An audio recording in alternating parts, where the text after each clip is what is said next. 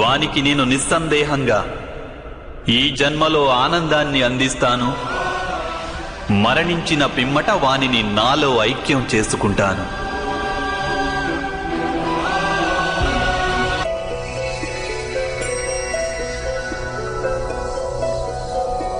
నారాయణం నమస్కృత్య నరం చైవ నరోత్తమం దేవీం సరస్వతిం వ్యాసం తతో జయం ఉదీరయేత్. మీ వాస్తవ స్వరూపాన్ని నాకు దర్శించాలని ఉంది మాధవ.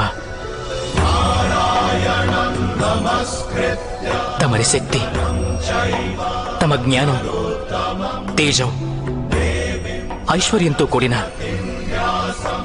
పరమాత్మ స్వరూపాన్ని ప్రత్యక్షంగా దర్శించాలని ఉంది మాధవ. అహింసతో పాటు సత్యం, క్రోధం వహించకుండడం, త్యాగం, మనశ్శాంతి, నిందించకుండడం, దయాభావం,